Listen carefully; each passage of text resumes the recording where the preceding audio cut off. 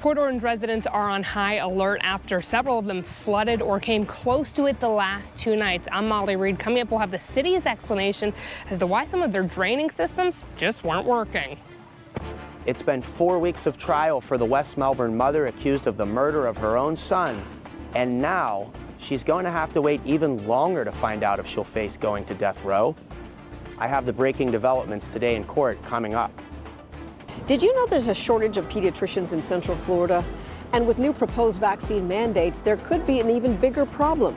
Details ahead. Streaming on clickorlando.com and broadcasting live, you're watching News 6 at 4 p.m. We start now at 4 with a live look at the roads near the Volusia-Seminole County line from our traffic safety expert, Trooper Steve. We'll get to him in just a moment, but as you can see, much of Central Florida just cannot catch a break from this wet weather.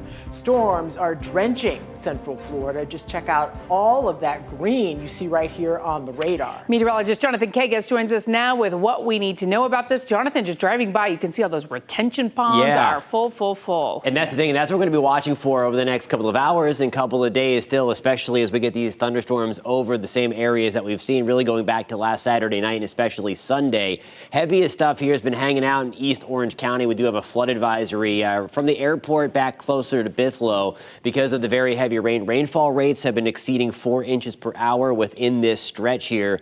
No doubt if we don't get this to kind of nudge along a little bit further, we're going to have some issues. So I'm watching this closely as it slowly moves from southwest to northeast tonight. Also on the other side of the Orlando metro area and on the north side from Winter Park back to Maitland, the very heavy rain is out there as well. Heavy rain continues back toward Lake Apopka, taking the 408 to the west. Ocoee, we are getting drenched right now. Back to Pine Hills and into Fair Villa this evening. Again, we also have a flood advisory back into Marion County tonight with the heaviest rain, especially in the southeast side of town tonight. We'll talk about where these are headed. Most of us are going to be dealing with this heavy rain for the rest of the evening. We're going to pinpoint that part of your forecast coming up at about 4:17, guys. All right, Jonathan, thank you.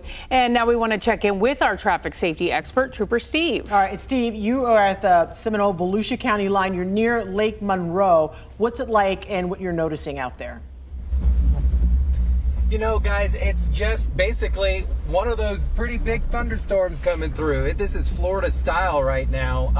I think what's really weird about this is I was at my house just a few miles away. It was fine, and then poof, it just rolled right in. And I think that's the thing drivers need to be weary about. It is come and go right here. We're on US 17 out in the city of Sanford. I'm almost to I-4 right now. Visibility's fine, but what I will say, there are some pretty good wind gusts coming off of Lake Monroe out here. So the biggest thing I would obviously suggest, maintain control of your vehicle. And listen, so many cars, you can see that car coming at us right there. No headlights. So even just because the sun is up, you need to manually turn on those headlights. If the wipers are on, the headlights need to be on.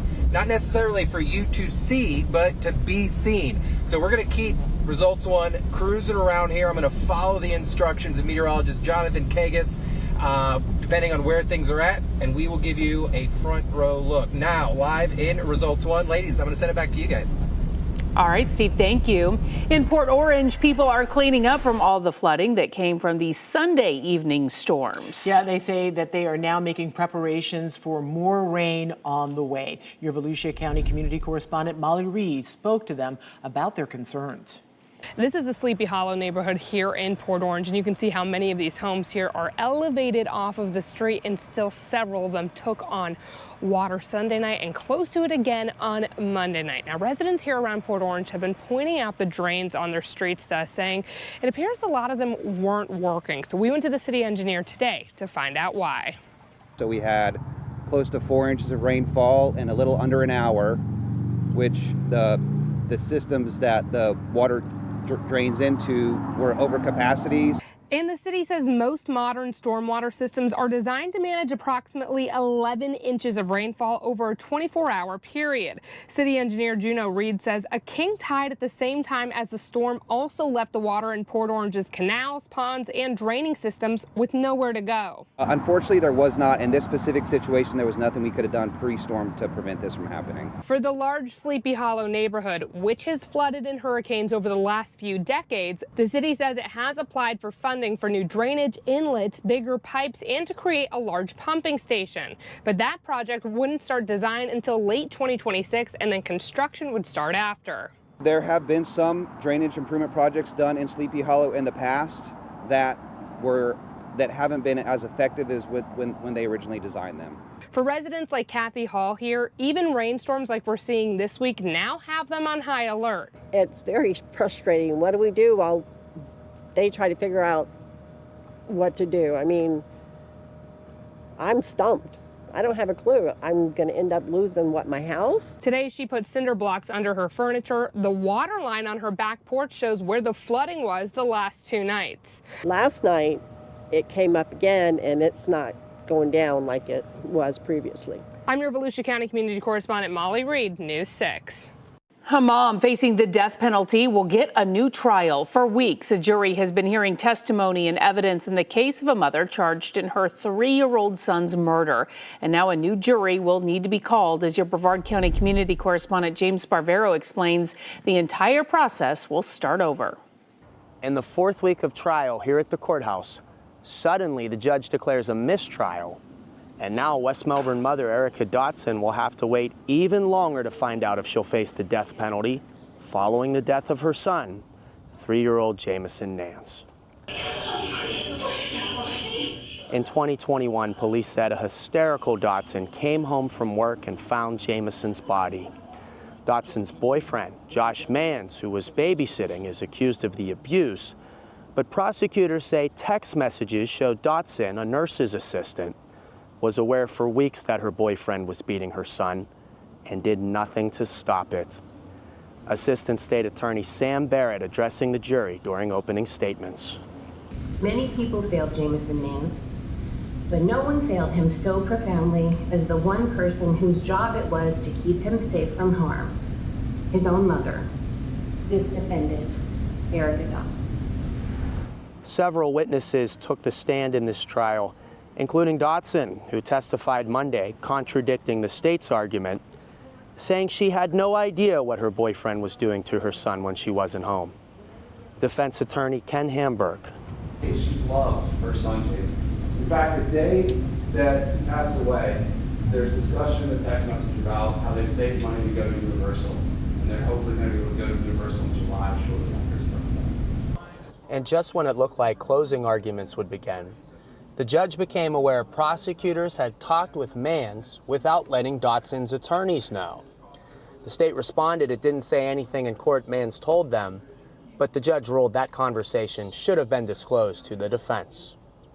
And we don't know yet when Dotson's trial will start again. She and Mans are being tried separately, and he is also facing the death penalty. In Brevard County, I'm your community correspondent, James Sparvero, News 6. Arrested unexpectedly at a job interview for a job investigators say he wasn't licensed for. That's what happened to a Central Florida man yesterday. The Volusia Sheriff's Office says Joseph Kinney had his nursing license revoked in 2022 and recently has been using someone else's identity to apply for nursing positions around Central Florida. Deputies say he was hired for 2 of those positions and worked those jobs for less than a week. An investigation was opened after someone contacted the sheriff's office over their suspicions, and deputies arrested Kinney after setting up a fake job interview. Kinney appeared in front of a judge today. He received a $20,000 bond. Well, if you have small children, you may be aware it is hard to find a pediatrician. Some areas in Central Florida have more shortages than others. And the growing population is a major factor. But now with vaccine mandate changes for kids, some experts say the problem could get worse. News 6's Laverne McGee explains why. Practicing pediatrics is not easy. Dr. Ted Kaplan of Edgewater Pediatrics is a native Floridian who's been a pediatrician for almost 40 years. He's well aware of the shortage of pediatricians in Central Florida. According to the Florida Department of Health's numbers from last year, Orange County has just over 600 pediatricians, Osceola County 40, and Sumter just 4. The entire state of Florida has just over 5,000. Dr. Kaplan is concerned there could be an even greater shortage if vaccines are not required for kids. The American Academy of Pediatrics definitely is assessing this and talks about it, and they do a lot of lobbying to support actions that will try to make the situation better, which, making it hard for pediatricians to do their job and to do the care that they know is best for children is the kind of thing that's going to have the opposite effect of increasing the pediatrician numbers. Last week, Florida's Surgeon General said he wanted parents to have a choice as to what goes in their child's body. My assessment is that, when you look at these things and the balance of, should parents have the ability to determine what goes into their children's bodies? Should parents have the ability to determine what goes into their own bodies versus, can a government authority or... Governor Ron DeSantis agrees. Parents are provided information. They're not being coerced. They're doing it. And I think when given accurate information, I think they're going to do what's best for their kids. I mean, everyone wants their kids to grow up to be healthy. I like to tell parents that have concerns about vaccines, please discuss it with us so we can allay those concerns and give you confidence. It's really something that a lot of people have become scared about, but you don't need to be scared about it. I'm your community correspondent, Laverne McGee, News 6. Leaders in one local city are holding a special meeting to talk water rate increases. Just last week, they had to table the idea because people were strongly against it. What's next in this discussion? That's coming up.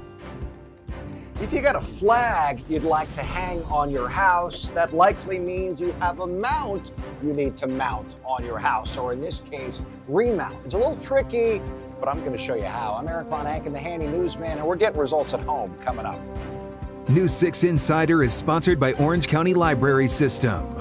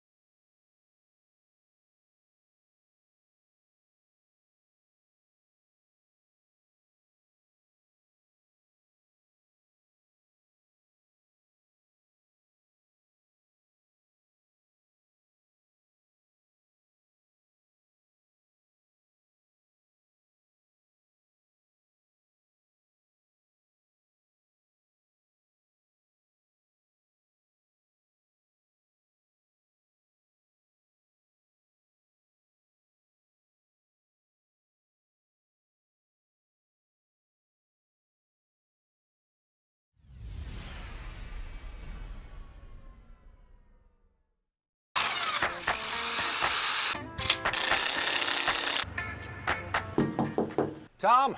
Hi, Eric. How are you? Eric Von Eyck, the Handy Newsman. Good to see you. Good to see you. It's good to meet you. With Destiny, of course. Hi, Destiny. I think I see what we're doing here, Tom. Yeah. You had a flagpole up there. I did. What happened? Well, I left the flag up one day on a windy day. Okay. And it really got windy, and it just yanked this thing right off the wall with the flag on it. Okay. I haven't been able to get it back up there. I see you're a Vietnam veteran. First of all, thank you for your service. You're welcome. Secondly, obviously, this is important to you. It is. I brought a drill. I brought some screws. We're going to see if we can get results for you. That'd be a blessing. So here's what's going on. That's where the mount used to sit on the house before it pulled out. You can see Tom patch the old holes, and he's going to touch up with some paint here. He's asked us now to remount it a little bit higher. So we're going to drill new holes and use new screws.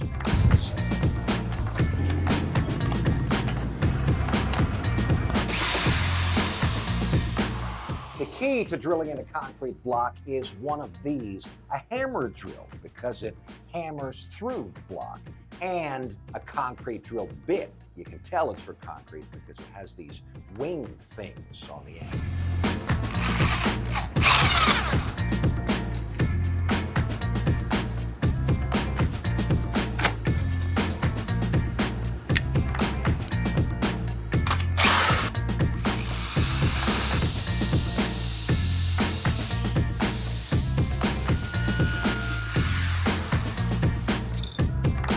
Now we're going to pop in some new screws, but make sure you use concrete-specific screws. These are very popular. They're called Tapcons.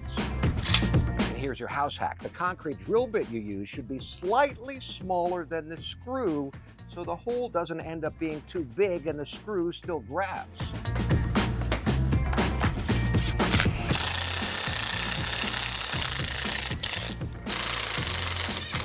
That ain't going anywhere. Tom, I got the mount up. Grab the flag for me, would you? You bet.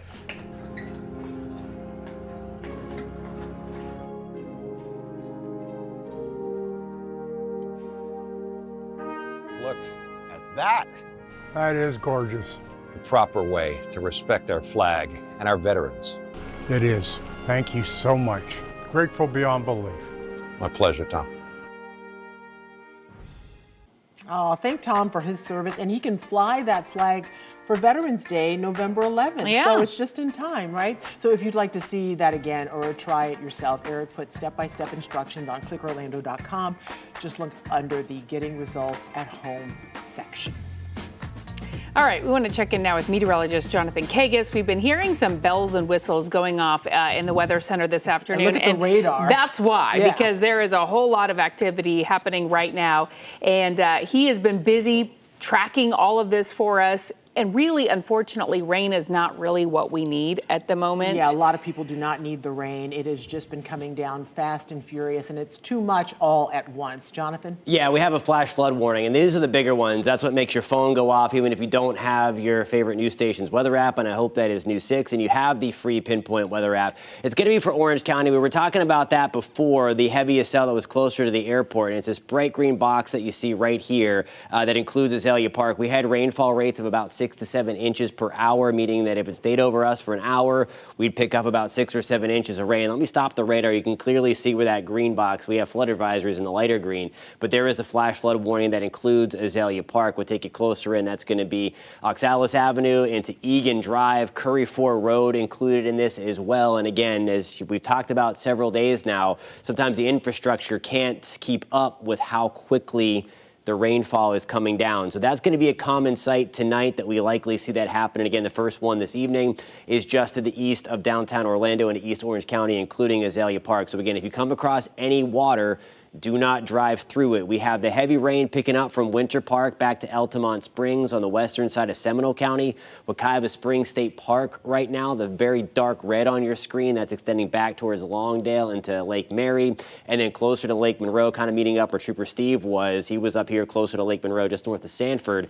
He's heading back down to 417 right now, so we're going to check in with him in a little bit again to get the report if he sees any flooding out there as a result of this very heavy rain. Right now in Oviedo, we are seeing the light to moderate stuff, but some heavier rain sliding back in. We'll put this playback on for you. And over the last 15 minutes, you can really see how the radar fills in as everything kind of works from southwest to northeast. Big time stuff happening around Apopka. Again, there's nothing severe. We're not talking about damaging winds or hail.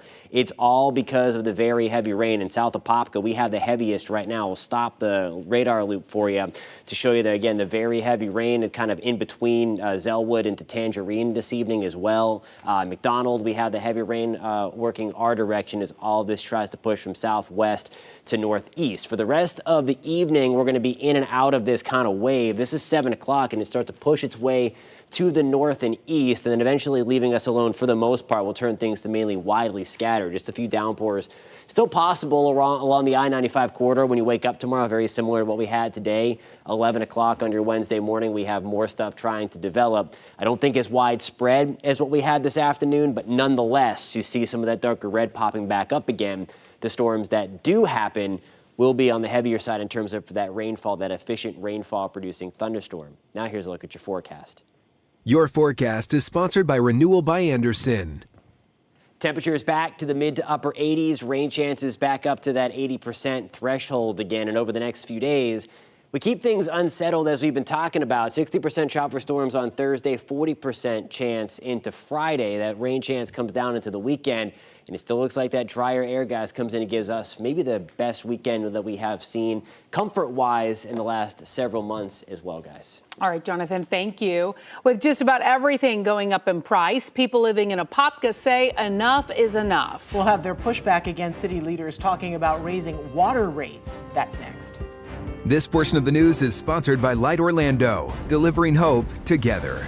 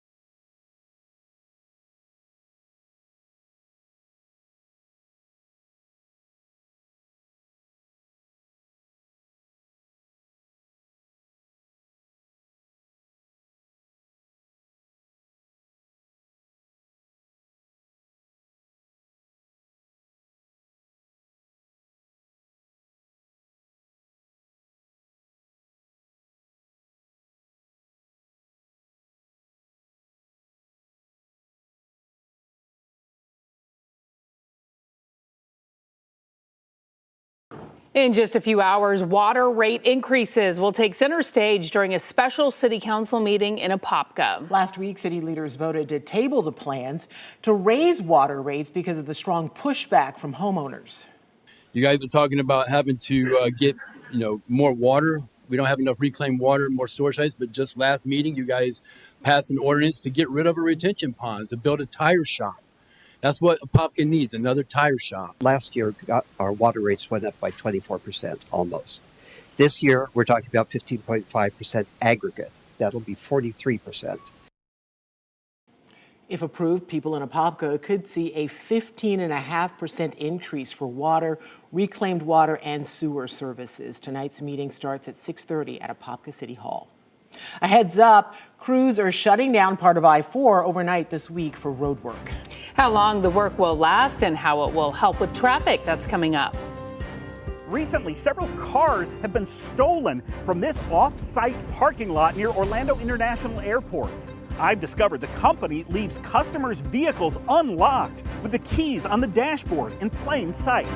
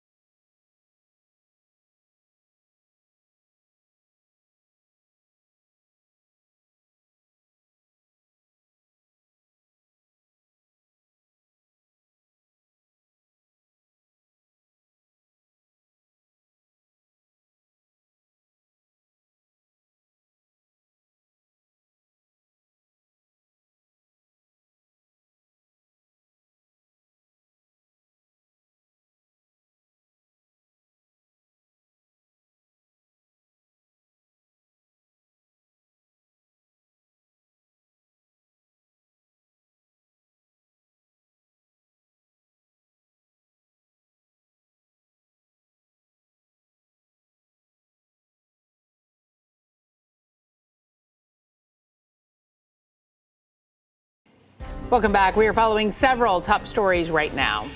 After homes and streets were submerged in water Sunday night, neighbors in Port Orange are now preparing for more rain. Neighbors in this area say they've noticed the drains seemingly haven't been working. The city says it has applied for funding for new drainage inlets, bigger pipes, to help create a large pumping station.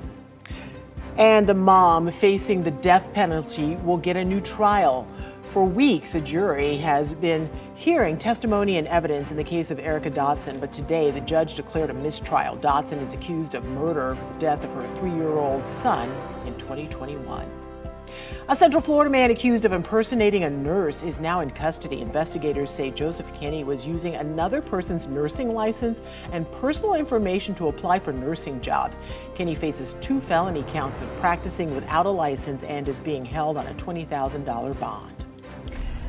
Right now, we do have an active flash flood warning in parts of Central Florida, but we want to take a look right now at Trooper Steve's camera. He's on patrol. This is southbound on 417, giving us a look at how some of the roads are looking this afternoon. Yeah, you can see it is soggy and wet out there. Meteorologist Jonathan Kegas joins us now with what's going on. Jonathan. Yeah, and he's working his way into that area to see if there's any flooding going on. When that flash flood warning is issued, again, that means that the likelihood of that happening is pretty high from the National Weather Service. And again, we have that flash flood warning right in Azalea Park, just south of Union Park. There's the 417. So Trooper Steve's working his way down the 417. That includes Curry 4 Road into Azalea Park, again, just south of Union Park. That's where we had rainfall rates of about 6 to 7 inches per hour. We'll check in on what actually fell there. These are radar estimates now of over the last hour or so as we move forward into the rainfall section.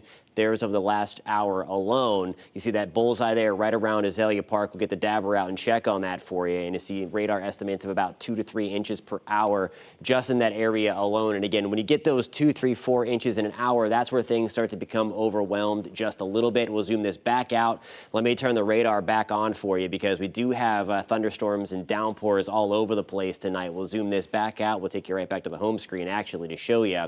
And we do have some stronger thunderstorms just south of us in Titusville, north of Rockledge, Satellite Beach. We have some storms to our south and west that are trying to work in as well. These are on the stronger side because we haven't had any of those other thunderstorms around to kind of steal the environment just a little bit. But again, we're watching that super heavy rain that's falling right along the 417 and on I-4. On the 417, that's where we find traffic safety expert Trooper Steve. That's right, Jonathan. So I was talking with Jonathan, guys, a little while ago, and I was like, hey, man, where do you need to send me? And I was like, 417. So I was like, let's do it. So this is where we're at right now, Jonathan. I'm headed towards that Azalea Park area where he's been pinpointing that flood warning. So currently, southbound approaching Aloma, we're right in the middle of this right now, at least the heavy rain. So what am I seeing from my perspective? Pretty heavy just downfall, but the things you need to be super cautious about out here along the highways, we'll talk more about local streets probably the next hit when I'm back around, but is the nuisance ponding that's happening in our construction zones. So 417 has heavy construction up in the Seminole County area. So does I-4. You need to be careful because what I noticed is coming down from some of the overpasses is some of the ponding building up on the shoulder where normally you would want to kind of hug to stay away from other cars. So you got to be really careful. Also, I'm cruising at 58 miles an hour right now in a posted 70 mile an hour zone, meaning there is such thing as too fast for conditions. Speed limits were designed for perfect conditions. Right now, it is far from perfect. So make sure if you're gonna hit the road here soon or you gotta do something out in this weather, you slow it down a little bit, turn the music down, make sure you're driving safely. For now, live in Results 1. Toss it back to you guys. All right, Trooper Steve, thank you. We do want to take a live look now at Orlando International Airport from our Light Orlando Delivering Hope cam. It's a little hard to see right now because of all that rain, but we do have a warning for anyone planning to take a trip soon. Several cars have been stolen from an off-site parking lot. Yeah, one woman reached out to News 6 investigator Mike DeForest because it happened to her. She believes the parking lot's owner is not doing enough to protect customers' cars. This reddish burgundy pickup truck belongs to Gracie Lightcap. It makes me angry. Recently, someone stole her truck from this privately owned parking lot near Orlando International Airport. It was gone. Gone. There's nothing there. Weeks later, authorities recovered the stolen truck more than 1,000 miles away in northeast Texas. A wrecker service sent Lightcap these photos showing the burgundy truck had been repainted white. The theft occurred at Orange MCO parking while Lightcap was on vacation. When she parked her truck here in July, an attendant gave her a piece of paper instructing her to leave keys on the dashboard. They told you to leave the keys on the dashboard? Yes, everybody left their keys on the dashboard. Lightcap and her husband flew to Las Vegas, where the couple renewed their wedding vows with an Elvis impersonator. When they returned home 5 days later, employees at Orange MCO parking told them their truck was missing. Orange County Sheriff's records reveal 5 vehicles were reported stolen from the property in July, including the light caps. I wanted to see firsthand what it was like to leave a car at this off-site parking lot, so we decided to drop this one off. The prior day, I made an online reservation. The website promises your car is in safe hands, but it says nothing about what happens to your keys. When I arrived at the front gate and showed the attendant my reservation, I was handed the same piece of paper Lightcap received, instructing me to leave keys on the dashboard. The attendant told me, quote, "A driver is going to park the car and lock the car and keep the keys safe." I pulled up to the valet drop-off location. Then, as instructed, I placed the key on the dashboard. While walking around the lot, I noticed many other customers' keys lying in plain sight, including one for this BMW, which was parked in the grass alongside a retention pond. I boarded the parking lot shuttle and headed to the airport. A few hours later, I returned to Orange MCO parking. As I wandered around the lot looking for my car, I saw key after key after key. There is no indication any of them had been moved to a secure location, despite what the attendant told me when I arrived. As expected, our keys were inside the car and it was unlocked. But here's the thing. All these other cars appear to be unlocked as well, with the keys sitting right on the dashboard, including this one here. There doesn't appear to be anything that would stop me from jumping in, say, this car, and then driving out of here. As I left in my car, the front gate attendant was staring at his phone. That guy didn't even check to see if we owned this car. He just let us drive on through. At what point do we say, as consumers, enough is enough? This isn't okay ever. The owner of this parking lot did not respond to my phone calls and emails seeking comment. It appears Orange MCO Parking is experiencing some financial troubles. The company recently filed for bankruptcy, and the landlord here is trying to evict the parking lot company, reportedly because it's failed to pay its rent. Mike DeForest, News 6. That is some story. Well, a controversial fire assessment fee will not be happening in Sanford. The proposed fee would have raised about $2.1 million to help fund the fire department, mainly for new equipment. The mayor said skipping the fee could put the future fire service and equipment at risk. Last night, commissioners voted unanimously against it. During the meeting, several people spoke out again, saying families are already struggling. City leaders will now have to go back to the drawing board to find ways to fund equipment for the fire department. Taking a live look now at I-4 near the exit for Champions Gate Boulevard. This week, there will be some road closures so crews can do bridge work. The goal is to make one of Central Florida's most congested areas less of a traffic nightmare. News 6's Stephanie Rodriguez explains how this is all part of the Moving I-4 Forward project. This is specifically part of the project's accelerated start phase, set to be completed by next year after the state smashed the gas on improving this part of I-4. Through Thursday, FDOT will close eastbound Champions Gate Boulevard under I-4 from 11 p.m. to 5:30 a.m. The closure is so crews can work on this bridge, which will allow them to continue pushing forward with the Accelerated Start project, focused on bringing relief to this part of I-4 as soon as possible. Last April, 2 new congestion relief lanes opened between US 27 in Polk County and World Drive in Osceola County, 8 months ahead of schedule. I-4 has gone a lot better since they put that new lane in. And the diverging diamond seems to be helping quite a bit. And drivers have seen the difference. Our times to Disney was like an hour, and it's cut to like maybe 30 minutes now, which is probably more normal. That's the goal of the Accelerated Start phase of Moving I-4 Forward, to cut drive times in half. I mean, it's definitely going a lot faster. I'm excited for the express lanes too, because I feel like that's going to help a lot. Seeing the work expedited has some people even considering moving back to the area now that change is in sight. Definitely, I will move back here. The traffic and stuff got changed because this is the main thing to go Haines City, goes anywhere. So I would love that they build another alternative.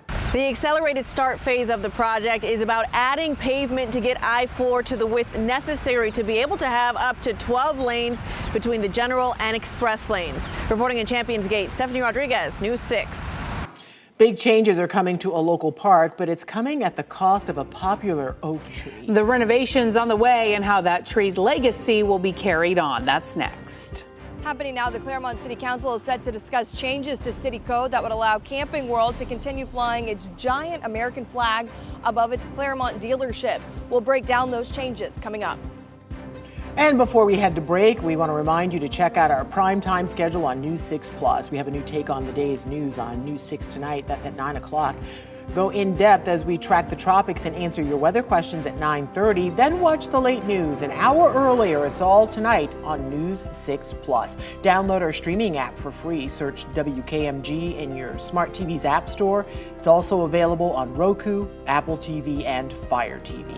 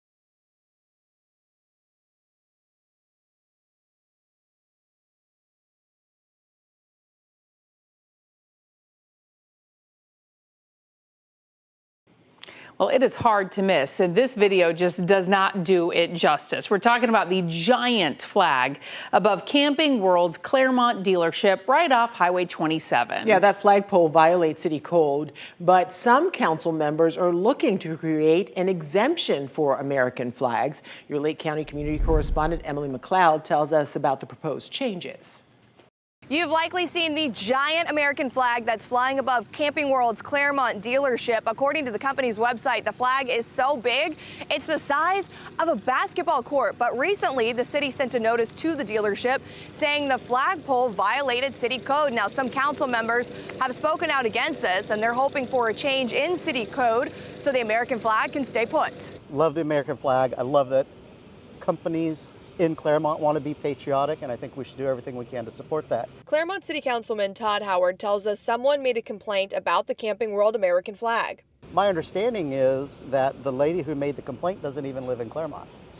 So it's just kind of one of those that I'm not going to have an out-of-town person tell Claremont how to do their business. Back in August, Howard put in his agenda item request to change the city code. The proposed changes say general flagpoles will have a maximum height of 30 feet. However, flagpoles waving the American flag will be exempt from height restrictions. They still need to be engineered, and so they'll still have to go through an approval process to make sure it's safe. But yeah, everybody should be able to fly the American flag, and I fully support it.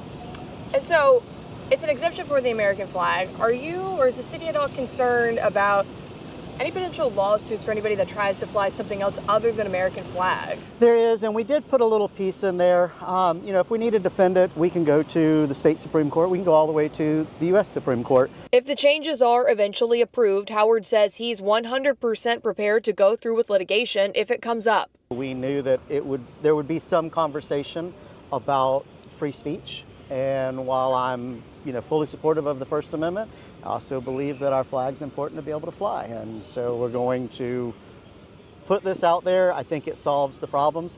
And if somebody wants to litigate it, then I'm happy to go down that path. Tuesday's meeting is the first reading of those proposed changes. If it passes, it'll have to go through a second reading, followed by a vote to enact those changes. I'm your Lake County Community Correspondent, Emily McLeod, News 6. We have an update now on a story we first told you about back in June. Today, leaders held a ceremonial groundbreaking for the renovations coming to some green spaces in Orlando's College Park neighborhood. I was there for the event today. The planned improvements coming to Albert Park include a new pavilion with a stage, updated landscaping and lighting, new seating, and a viewing area. Now, to make room for these changes, an iconic oak tree that fell during a storm in 2020 was removed. This is what the park looked like back in June. Today, city leaders said the tree was encroaching on the sidewalk and it would have cost $200,000 to try to relocate it. But the city says it still wants to keep the legacy of that old oak tree alive. So today they handed out 50 Albert Park oak seedlings grown from its acorns. They plan to give out 50 more seedlings at a ribbon cutting event when the park reopens, which is expected to happen by the end of 2025. Please tell me you got a seedling. I actually did not. I know that sounds... I recently planted a bunch of mango trees in my yard.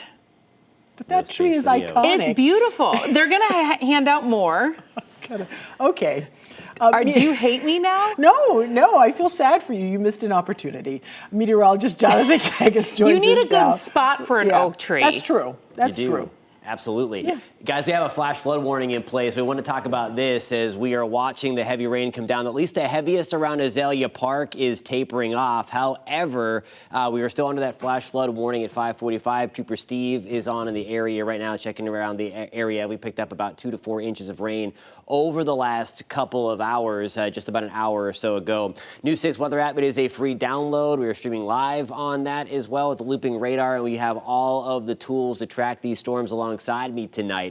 We have the heaviest rain right now situated from about Apopka through Wekiva Springs into Lake Mary, into Midway Park, just south of us in Sanford right now. You see that stripe of red across your screen. This is slow moving, so I would not be surprised if we do have any kind of flood issues popping back up. You see that green shaded area. That is a new flood advisory. That's going to go into play until 6:15 tonight as a result of that very, very heavy rainfall that's going to continue to fall for the next at least hour or so. So we're going to be watching that closely.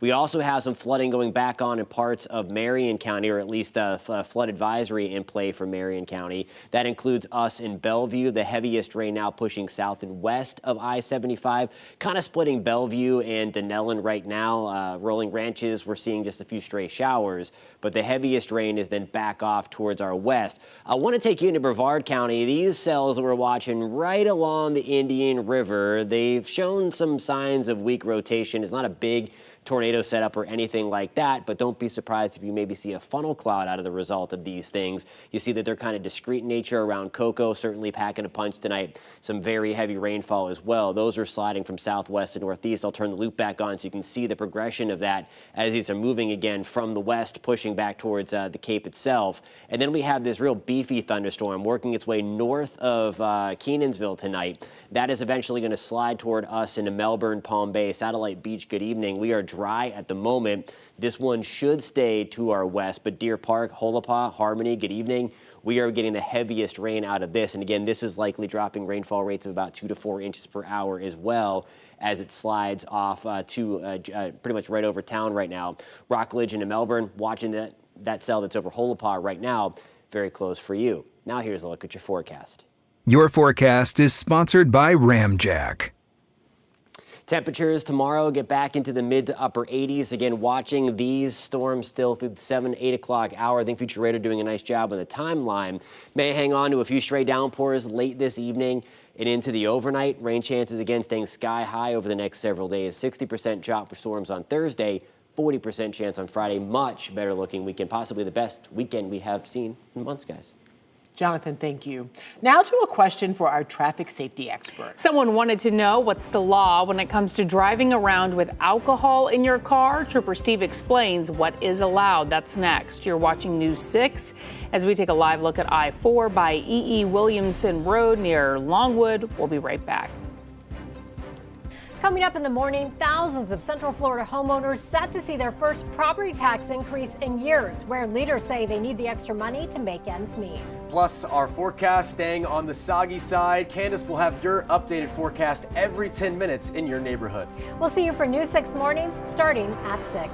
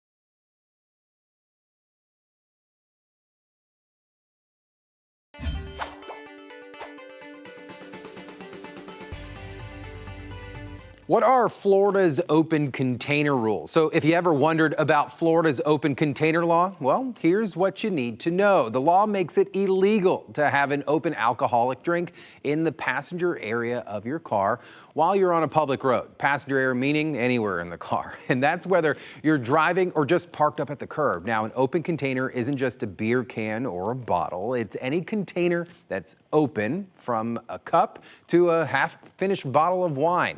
If it's accessible in the car, by law, it's considered in your possession, even if you're not holding it. There now are a few exceptions to that rule. Passengers in limos, taxis, party buses, or motorhomes over 21 feet can legally have alcohol. And if you leave a restaurant with unfinished wine, well, that bottle has to be resealed and stored in your trunk or locked in the glove box. Break the rule and drivers are facing a moving violation. Passengers can get a non-moving ticket. Now, some of these fines range from $60 to $90, but I can tell you right now, some counties and cities go much higher. Bottom line, if you're transporting alcohol, keep it sealed and out of reach. If you got a traffic safety question you want me to answer it, head on over to clickorlando.com/AskTrooperSteve. You just never know what people are going to ask. Well, News 6 at 5 is next. Anchor Matt Austin is in the newsroom with what's ahead. Well, our team of meteorologists are continuing to keep an eye on another round of showers tonight stretching across Central Florida. We'll have your forecast and how all of this rain is impacting our local communities. Plus, a man behind bars accused of trying to be a nurse. We did some digging into his past and learned this isn't the first time that this has happened.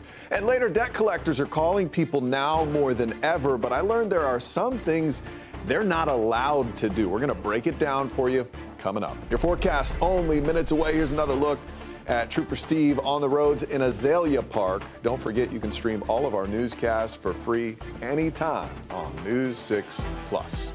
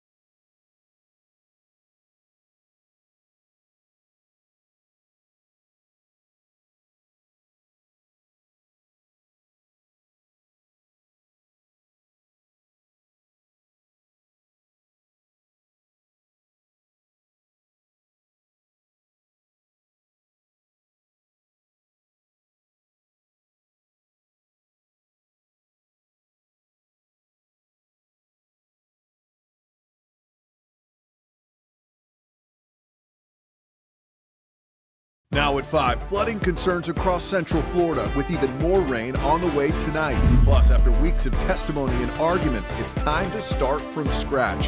Why the case against this Brevard County mom is being ruled a mistrial, and later. April, it's called a telephone. What you do to answer it is you pick up the phone and you hold it near your face and you speak into it. Debt collection calls can be downright terrifying. I'll show you the rules on the books to protect you as they become more common. You're watching News 6 at 5. But we start tonight with the rain across Central Florida as many communities face flooding concerns. You're looking live right now at I-4 near Longwood. A flash flood warning is in place in East Orange County for the next 45 minutes. Meteorologist Jonathan Kegas joins us now. And Jonathan, it's not looking like there's much relief on the way. No, the next couple of days are staying unsettled, guys. We at least are seeing the rain taper off in the area of the flash flood warning. We'll take it closer into that, and then we'll show you where the rain is the heaviest right now. It's this dark green polygon that includes us in Azalea Park. And as mentioned, this is going to roll until 5:45. Again, the heaviest rain has tapered off. We picked up about 2 to 4 inches of rain in about an hour, and that caused the flash flood warning to be issued. Again, this is just south of Union Park. That includes Curry 4 Road. I'm going to take you back out a little further. Flood advisory in place just a step below because we're kind of in the beginning stages of this, but you see where the heaviest rainfall is in between Apopka now extending back towards Longwood, Altamont Springs, just to the north of Altamont Springs, and into Lake Mary. That sky cam was right about right there where you see the 4 marker. And again, the rain is coming down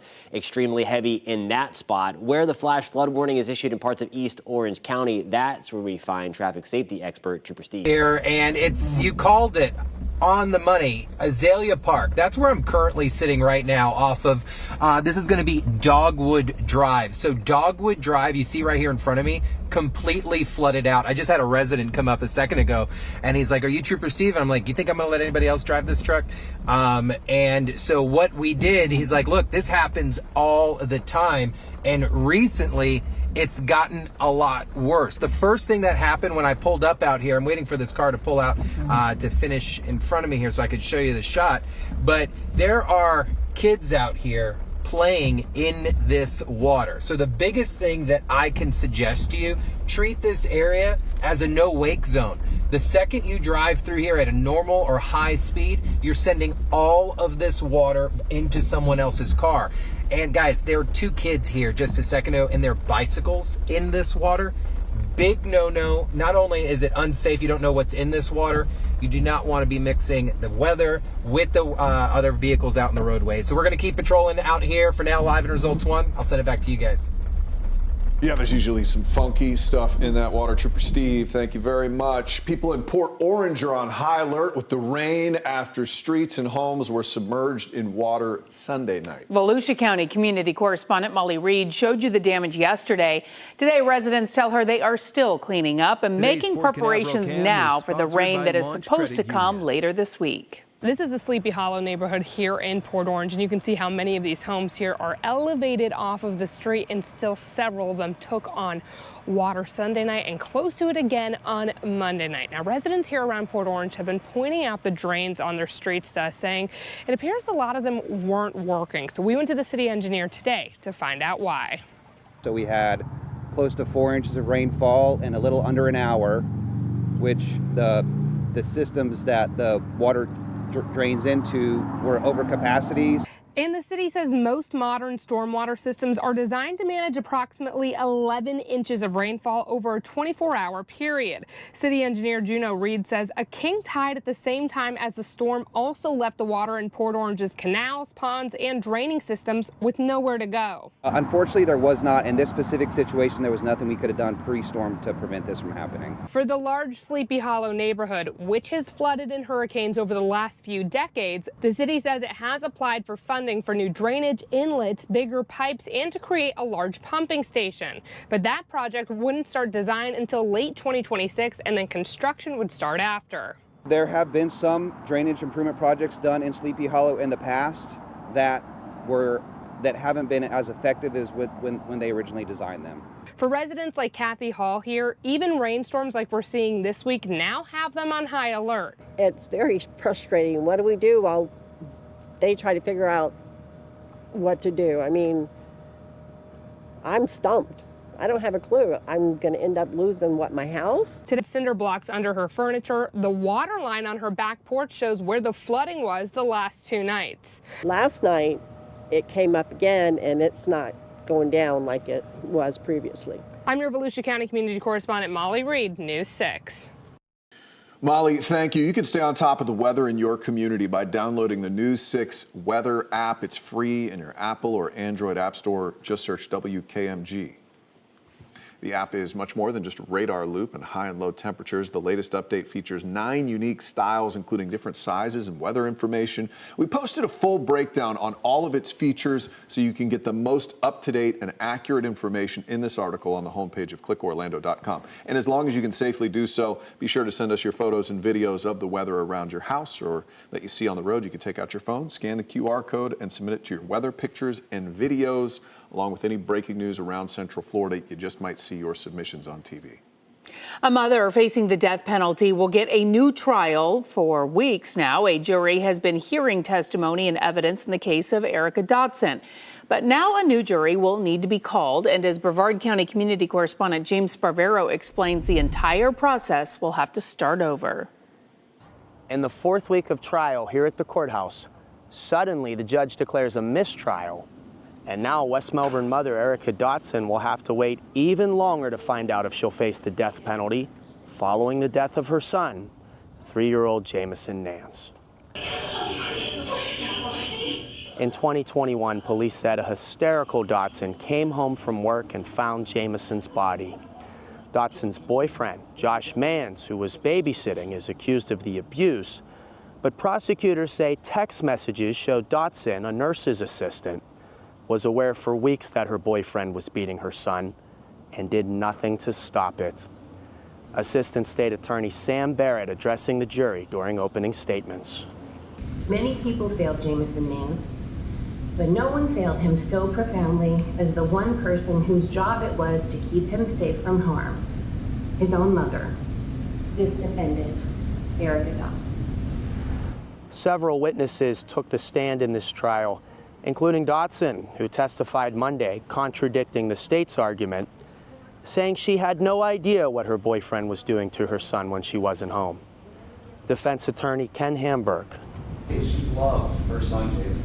In fact, the day that he passed away, there's discussion in the text message about how they've saved money to go to Universal, and they're hopefully going to go to Universal in July, shortly after his birthday.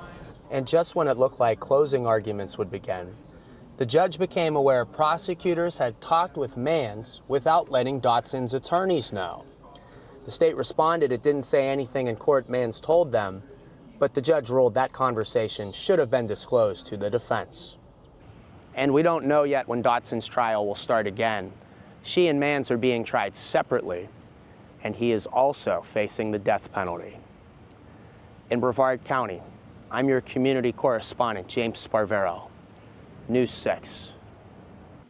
A man thought he was showing up for a job interview. Instead, detectives arrested him for practicing nursing without a license. They say he's been using a fake name and license to apply for multiple positions around Central Florida. Our Catherine Silver is in Volusia County, where he was caught and where he just faced a judge for the first time today.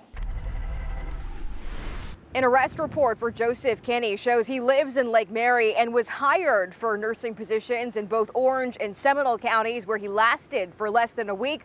But it was here in Volusia County where he was just arrested this week. You're here today on 2 counts of practicing health care without a license. This is new video from just this afternoon when Kinney faced a judge. He is being held at the jail under a $20,000 bond. The Volusia County Sheriff's Office also shared video of his arrest. You'll see him holding papers in his hands.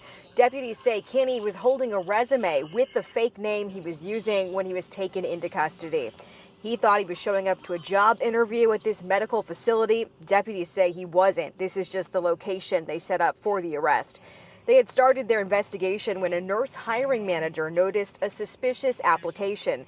The arrest report says he quoted a different age than his driver's license showed, was acting nervous, and was wearing makeup and a toupee.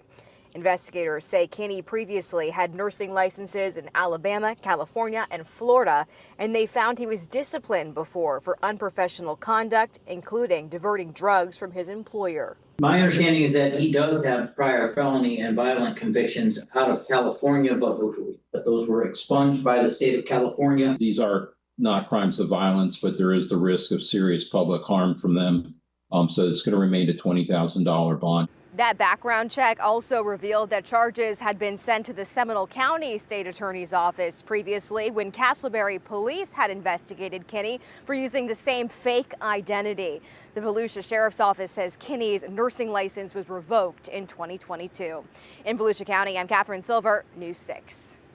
Well, it can be scary getting threatening calls demanding you pay up or else. But I found out in a world where those calls are growing more and more common, there are measures in place to protect you. Next at 5, what experts say you should do if you ever get a debt collection call.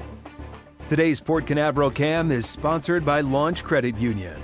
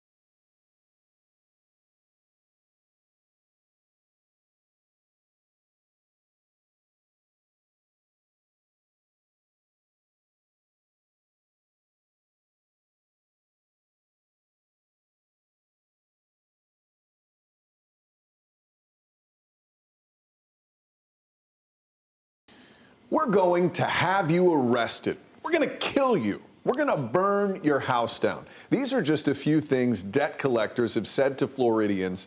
And I found now the number of calls is growing. This is an attempt to collect a debt. They can be condescending. April, it's called a telephone. What you do to answer it is you pick up the phone and you hold it near your face and you speak into it. Even threatening. I am right now climbing into your family background. You are going to wonder why you didn't do the right thing.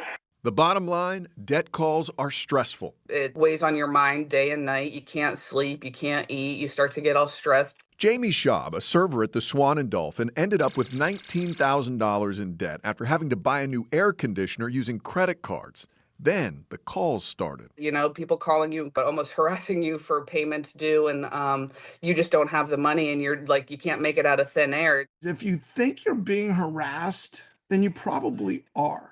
Billy Howard, founder of the consumer protection firm, says harassing calls are illegal in Florida thanks to the Consumer Collections Practices Act. Basically, the law says debt collectors are supposed to be nice to you.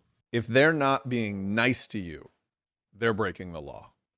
I think that's a good way to look at it. If they're not nice to you, then there's an argument that they're harassing you. And if they harass you, then chances are they've harassed other people. And that's where Billy comes in. Over the years, he's helped his clients collect $67 million from robocallers and bad debt collectors. There's nothing I like better than bashing bad debt collectors.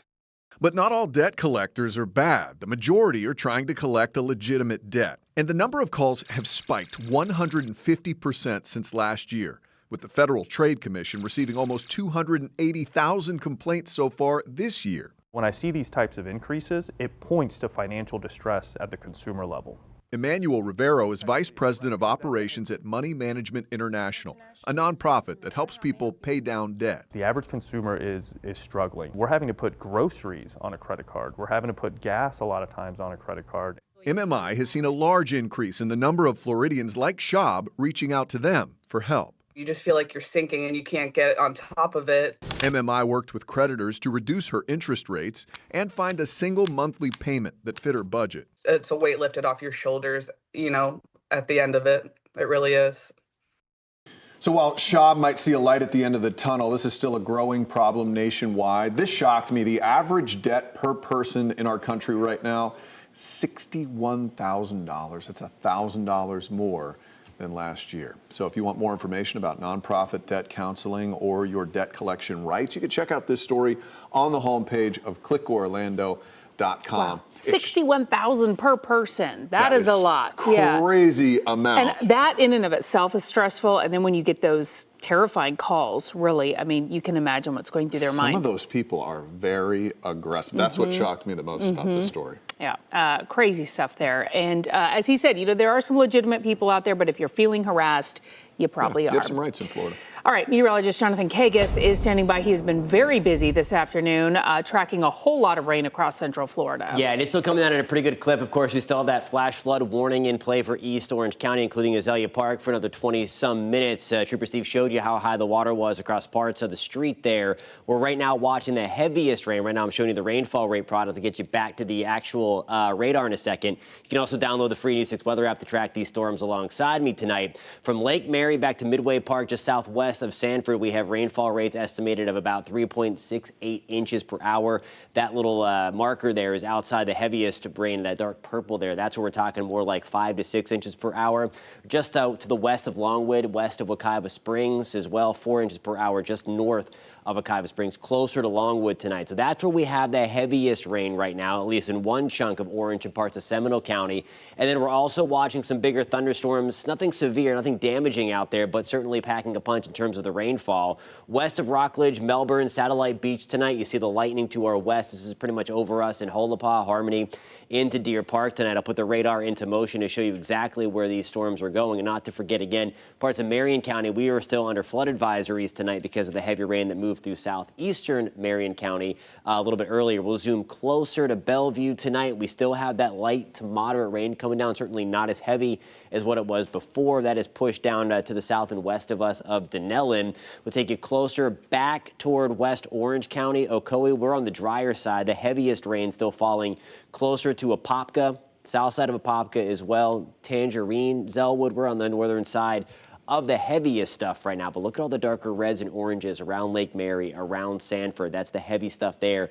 We're going to be concerned about flooding potentially starting soon in poor drainage areas, especially because we picked up so much rain over the last hour or so. Rest of the evening, there's 7, 8 o'clock. Future radar wants to take the biggest swath of that rain and push it over towards the I-95 corridor gradually through the evening. Once we get to the overnight hours, on a widespread scale, we're going to calm things back down, but I'm still going to be watching right along the coast again, just like what we had this morning for the potential for some of those heavier downpours in the mix.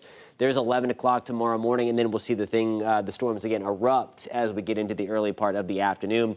Don't think as widespread, but certainly we're still in that same setup with that stalled front, that tropical moisture. These are going to be heavy rainfall makers once again. Now here's a look at tomorrow. Your forecast is sponsored by Payne Law.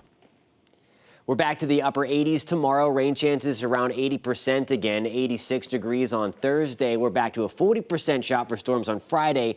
Think that's kind of our transition day out of the unsettled pattern and then back to a pretty nice weekend. I think 30% shot. We're going to see those rain chances go down. We have a cold front. It's a weak one. It's not going to change our high temperatures much, but look at that. I think a lot of us by Sunday morning going to try to wake up into the upper 60s, one of the more comfortable weekends we have felt, guys, since likely back in the middle of May. Jonathan, thank you. After the break, the unwelcome visitor that broke into one man's home. But first, we want to take a look at the roads with Trooper Steve. This is where Jonathan was just talking. You can see, obviously, those gray clouds out there, the windshield wipers moving. So it's still coming down in that area. Your Tuesday evening traffic alert. Look, a lot of that overnight rain really suspended some of the construction, but it's still not something you should not be looking for. Florida Turnpike, southern portions down into Osceola County. Watch out for some lane closures. And then we're scheduled for a closure, but it did not happen because of the rain last night. But it can happen again tonight. So just make sure you're paying attention. I-4 east and westbound out by the attractions, and then some lane closures out by State Road 429. I'm Trooper Steve with the News 6 traffic alert. Drive safely. I'll catch you in the morning.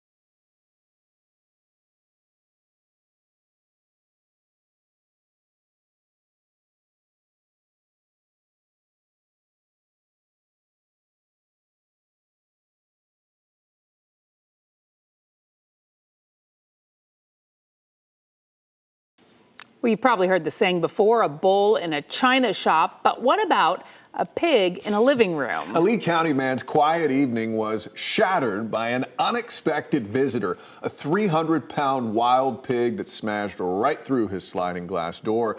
The man said the animal refused to leave, so he called authorities who rushed in to help. But as Hunter Walterman reports, the pig put up a fight before it finally got away, and it is still on the loose. Every morning, 82-year-old Edward Wells sends a message to his daughter. Oh, I text her to tell her that I'm alive. Then, with an insurer in one hand, an iPad in the other, I like jigsaw puzzles. he settles in for the afternoon. So, when his daughter got a phone call Thursday, I need to get the hell over there. she knew something was up. Life got crazy yesterday. And I thought, oh my God, we're being bombed. Not a bomb, Huge. but one big boar. Glass. He busted through a whole glass door. Attacking the dog, Bailey, and then making itself at home. For about half hour, 45 minutes, the pig just stood there. Sounds like you guys were in a standoff with the boar. Oh, hell yeah. Eventually, so were Lee County deputies. Gosh. New body camera video shows deputies face to face with the boar. Easy. Easy. You better stop it. As deputies tried their best to wrangle it. Again. Whoa! And again. Good for them guys, man. I wouldn't want to be doing that. Oh, going to the front. Before it eventually escaped. It was a long, crazy afternoon. After stitches, Bailey is doing just fine. And Ed? Were you scared? No. Really? No, really. Yeah. For what? Well, Ed, he's gone back to business as usual. I do some mahjong too. I like that. Ed was What a just story. sitting there staring Trying at to that thing. enjoy his, morning little insure. That's wild. That apparently was a female It boar, was wild. so it didn't have the tusks to really Thankfully, mess people because up. it was going after a lot of people there, including Very that deputy. aggressive boar. All right, still to come, Central Florida is already facing a shortage of pediatricians, why some fear new rules could be making the situation worse.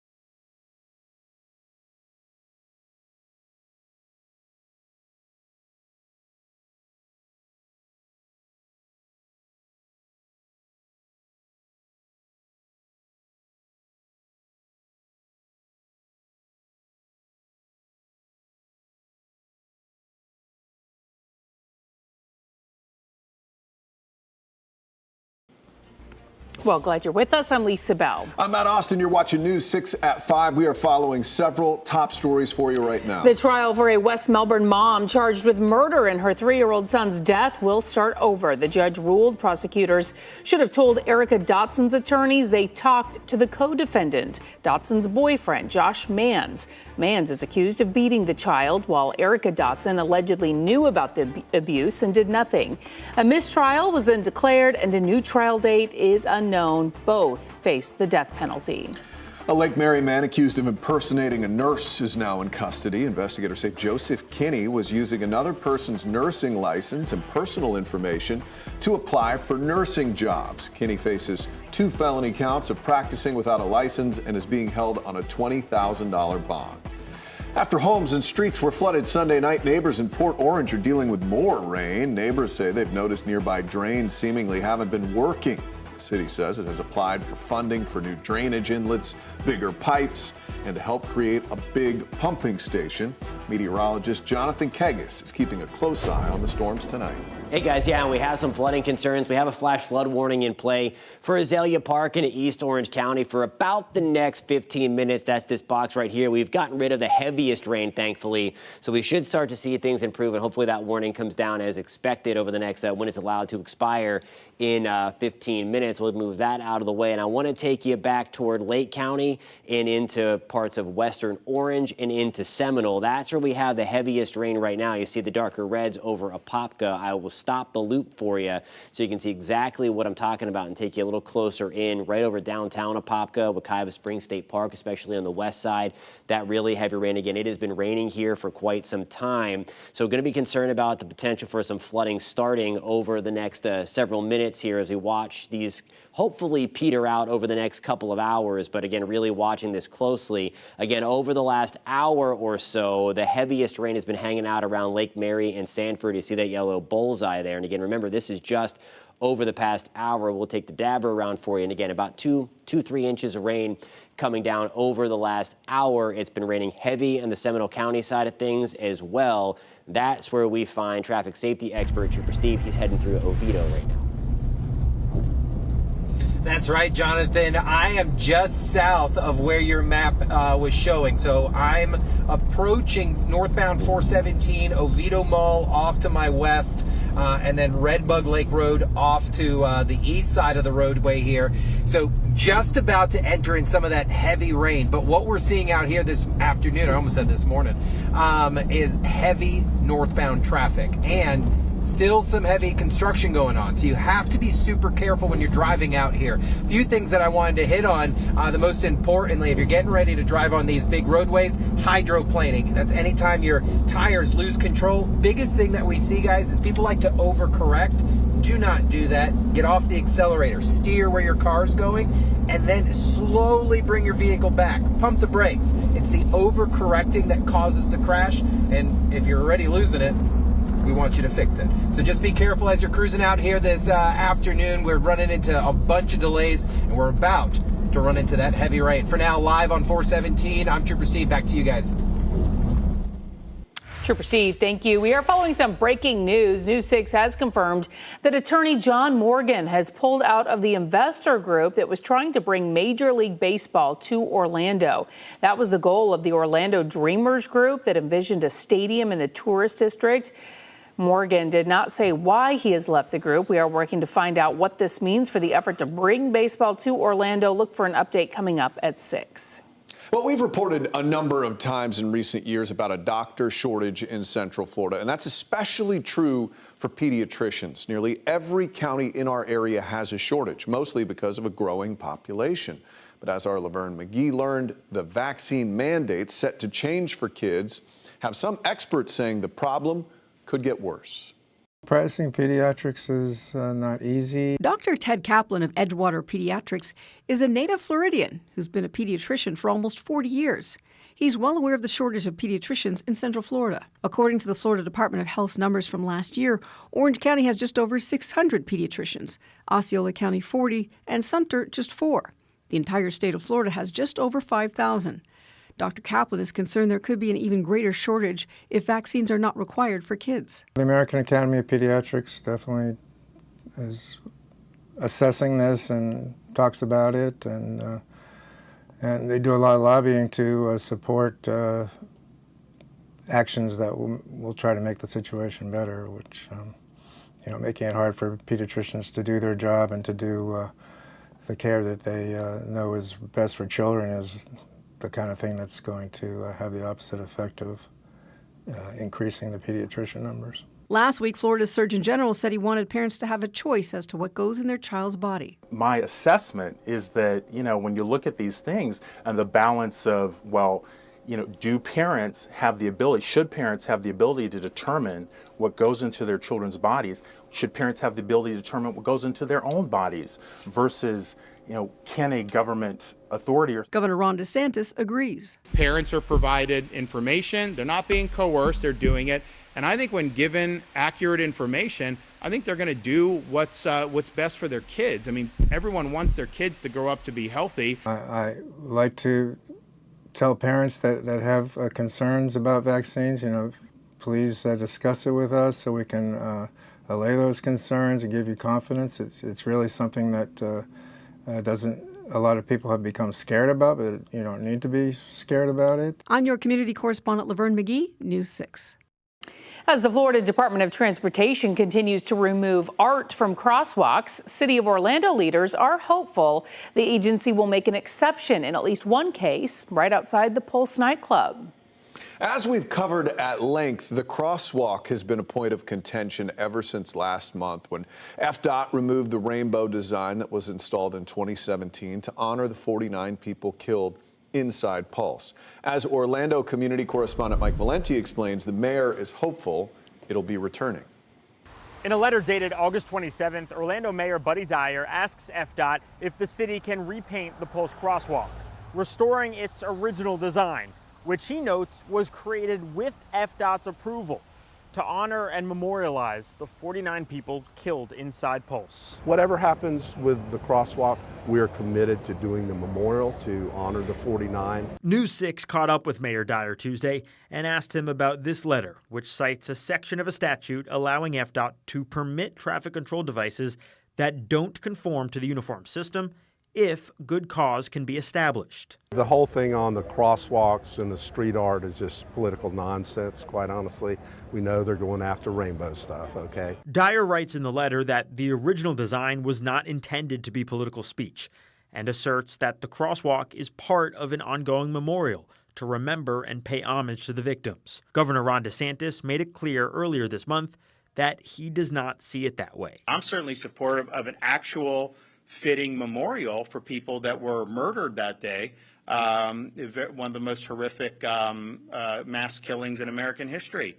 Yeah, I've approved a lot of money for that over the years, but that's not for some crosswalk. Still, the mayor hopes his letter resonates with someone at FDOT. Hopefully, they'll allow us to restore the crosswalk as part of the memorial. In his letter, the mayor also contends that repainting the crosswalk would make it safer and more visible.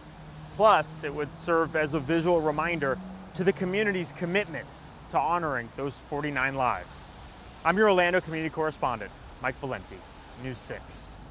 This morning, News 6 received a tip about an Apopka city commissioner who is under fire after a lawsuit questions her residency. It claims she wasn't living within city limits long enough to legally hold office. Orange County community correspondent Jana Manohalal takes a look at the lawsuit and reached out to this commissioner herself to get answers.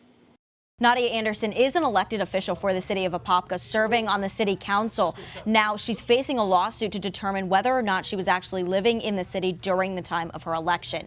That lawsuit was filed by William McLeod, another Apopka resident, and he's asking the courts to decide whether or not she actually lived within these city limits right here. This is the city limit of Apopka. Now, we did reach out to Nadia Anderson to see if she had any response to this, and she did. She texted me back this statement claiming that this has no merit. She did live in the city within a year before actually applying to be a part of this council, which is a requirement to run for local government. We reached out to both the law firm and the city about this case, but have not heard back since. Jana, thank you. Again, this all started with a tip. If you have something you would like us to look into, click on the Contact Us tab on clickorlando.com and the News 6 app, and we'll do our best to have the right person look into your story idea. Well, when those who serve our country bravely need help, they have a brotherhood to fall back on. How that support network is helping one veteran whose home is in need of some major repairs. It is honestly the greatest honor of my entire life. And later, the Florida artist's work that was on display for millions to see. Take a break from those summer reruns and try out the all-new primetime schedule on News 6 Plus. Ginger and I have a new take on the day's news on News 6 tonight at 9 o'clock. Go in depth to track the tropics and answer weather questions with meteorologist Jonathan Kegas at 9:30. Then watch the late news an hour early. It's all tonight on News 6 Plus. And you can download our streaming app for free. Just search WKMG in your smart TV's app store. It's also available on Roku, Apple TV, and Fire TV.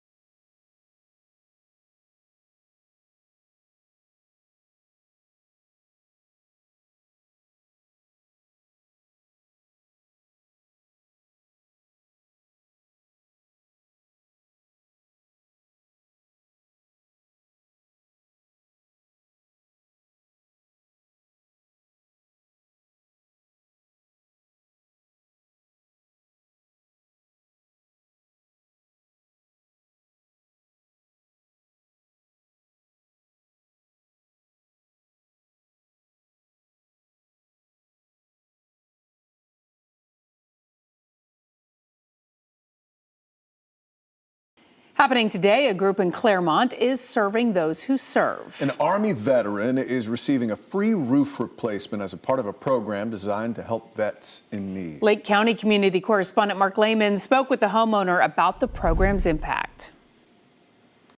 A lot of work is happening here in Claremont as a crew is essentially giving a much needed makeover to this home. All of this is part of an ongoing effort to help veterans, and the homeowner tells us it's a big relief. I was very surprised. Didn't expect anything like this. Michael Austin has lived in this Claremont home since 2010. He says the roof was in good shape until the last few years. That's when it started leaking and just got worse. It was a mess. The other side of the roof there was leaking into one of the bedrooms. And eventually the sheetrock collapsed. from being wet. As an Army Reserve veteran, he applied for Habitat for Humanity's home repair program. That led to a team up with Janney Roofing as part of the Owens Corning Roof Deployment Project. We're just honored to be part of this and to be chosen to serve and give back to our community. Since 2016, nearly 700 veterans have benefited from the nationwide program. This project includes a new roof along with new windows, flooring, and a remodeled kitchen. What are you looking forward to? Oh man, having family over for sure. Austin says he's beyond grateful for all the work that's going into his home and can't wait to see the finished product. I keep trying to imagine how it's going to look when it's done, and I'm like, I don't believe it. Project leaders tell us they may run into a couple of weather delays, but they expect the roof here to be finished by tomorrow and all of the interior work to be completed in the next couple of weeks. I'm your Lake County community correspondent, Mark Lehman, News 6. All right, so one of the benefits of working at News 6, sometimes we get a little early access to things that are about to come out, and today we have the brand new flavor of Girl Scout cookies. That's right. Here's the box. Now, if you've ever been in a newsroom, you know it's full of vultures when there is food around. Yeah. And so the new cookie is called Explore Moors. It's described as Rocky Road ice cream inspired with chocolate, marshmallow, and toasted almond flavored cream. We were supposed to try one on air. What I just realized is someone has licked the stuff and I think put it back in the box. There's literally one We have cookie one. left. So Lisa, try Would you like to try No, it? I think hope. you should. How many people touched this before? I don't know. How I'll many break people it in licked half. This? That's kind of Ooh, it's kind of okay. So it's soft. I was expecting a crunch when I broke Sorry, it. I would give okay. this to you, but I have to talk in a second, so you're good. Okay. Break them. It's not bad, actually. It's pretty good. Consistency, maybe. Better if it were handled by Yeah. 15 Right. people before it Yeah, got we're to feeling like it might have been licked before by someone us. else. It's no tag along. I'll tell you this, but I'm or a the peanut caramel butter delight patties. gal. Are you? Yeah, or a thin Samoa's, mint. baby. Yeah. Samoa's for you? Yeah. For Okay, sure. but very good. Absolutely. My kids would like it for sure. We need some of that I-4 food tour music as you That's dig true. into Yeah. that. We'll work on that for the next. cookie. We show. saved the licked ones for you. Oh, thanks, Lisa. I appreciate that. That's what you get for this weather we've received lately. Yeah, I guess that's there you go. I know we like to get some sunshine. This weekend, this is going to be our payoff. I think it's going to be more comfortable. It's going to be drier.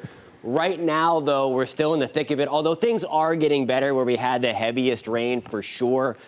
Two areas that I'm watching. I was just talking to our friends on YouTube here. They have a nice big following, so thank you guys for tuning in if you're watching on the YouTube side of things tonight. From Apopka back to Lake Mary, Sanford, Deltona, DeLand, Casadega, Lake Helen.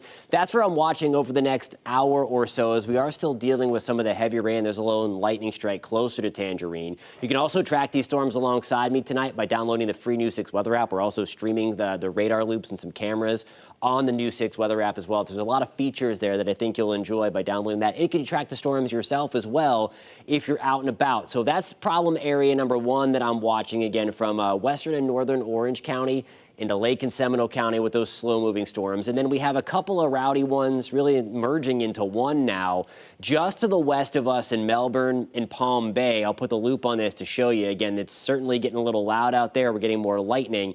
And watch how a couple of cells just kind of merge into this one big beefy thing as it slides from the south and west back to the north and east. So again, early heads up from Palm Bay and Melbourne. It's already raining pretty heavily, but nonetheless, the strongest part here and the heaviest rain is just on your doorstep on the west side of Palm Bay and in Melbourne, also Satellite Beach. We're dry right now. We had some really heavy stuff around Cape Canaveral that is now thankfully sliding off of our coast back into the Atlantic Ocean tonight. Still some raining in Titusville, back to Edgewater, Ponce Inlet, not as heavy, but obviously keeping an eye on it for you guys because we had so much heavy rain, especially in Volusia County. Now, the next couple of hours, I think future radar about an hour or so behind. By 7 o'clock, I do think most of this kind of blob, if you will, is going to be pushing back out into the Atlantic, and we should start to quiet things down as a whole for the evening, other than a few stray downpours, maybe a rogue rumble of thunder. That's 6 o'clock tomorrow morning, and while you're watching Chief Meteorologist Candace Campos, same kind of deal. There could be a few of those nasty downpours that sneak on shore early in the morning. Those will try to work their way and really hang out around the I-95 corridor, and then we're going to bubble things back up again into your afternoon. The coverage area or the rainfall percentage may not be as high. It's still going to be widespread, but certainly as we're in the same pattern, we're going to be seeing those heavier downpours. That's 7 o'clock for you on your Wednesday, still dealing with some scattered thunderstorms. Now here's a look at your forecast. Your forecast is sponsored by Publix. The payoff is coming, though. 87 degrees tomorrow. Rain chances back to 80% still. 60% chance on Thursday. You see, we steadily bring down those rain chances, closing out the work week. That 30% chance may even be a little too high. We have a front coming through. Some drier air going to push through. And you'll see, even though it's a cold front, it's just going to bring us some drier, less humid air. Temperature is going to get back into the upper 80s for highs. It is going to be drier, but we could make a run for the 60s, guys, when you wake up Sunday morning for the first time in about 116 days. It's been a while since Who's counting? Yeah. I have. It's way Jonathan too long. clearly is counting. Hey, did you know the theme of this year's U.S. Open tournament was designed by an artist right here in the Sunshine State? Hear from her after the break.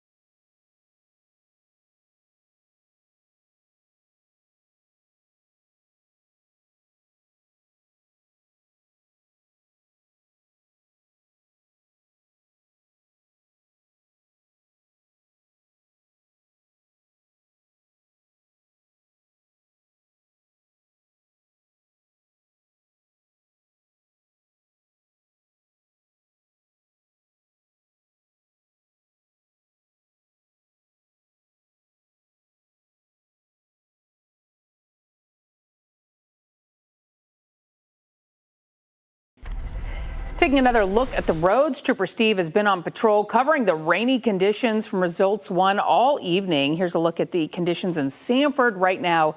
This is near the airport.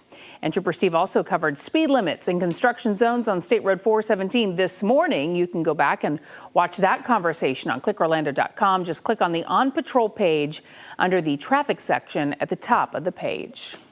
Well, two dominant runs continuing on the tennis court this weekend. For the second time in 4 years, Spain's Carlos Alcaraz took home the U.S. Open title, defeating last year's winner Jannik Sinner. And on the women's side, Aryna Sabalenka became the first back-to-back winner since Serena Williams won 3 straight from 2012 to 2014. It was good TV. And of course, there was a Florida connection to this year's tournament in New York. Yeah, but not exactly on the court. There were many images from this year's U.S. Open that will stick in the mind of sports fans, including the theme art, which, as Evan Klosky with our CBS affiliate in Tampa Bay learned, was designed by a Tampa artist. Oh, yeah. Thank you guys for indulging. Tucked away in a tiny room in North Tampa, Melissa Kobe is hard at work. It is honestly the greatest honor of my entire life. The one-time patent researcher turned to paper for her new profession. I went viral, as the kids say. And thanks to her Instagram account, her art caught the eyes of many within the United States Tennis Association.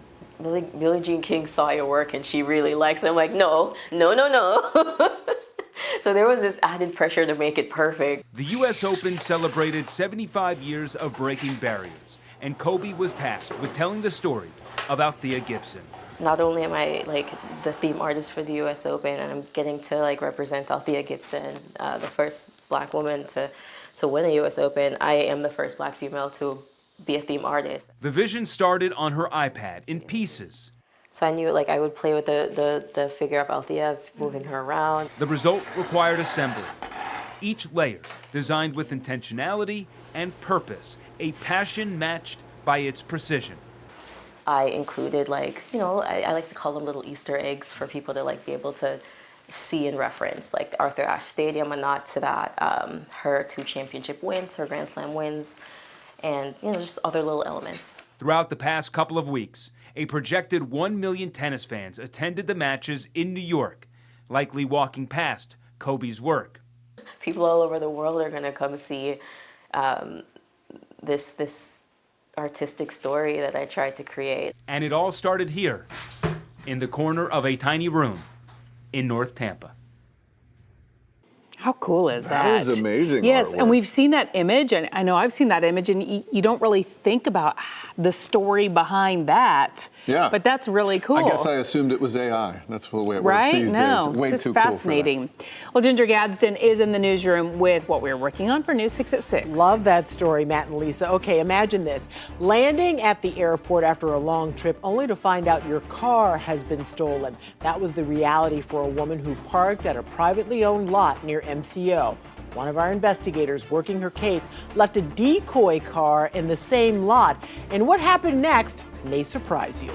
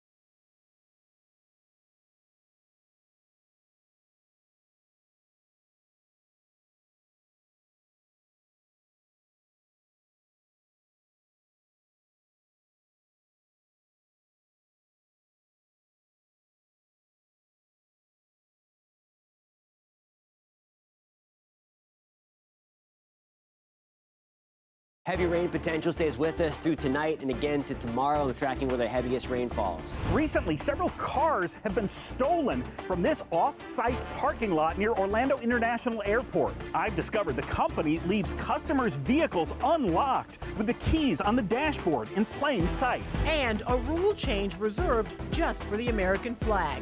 The basketball court-sized flag at the center of the proposal. News 6 at 6 starts now.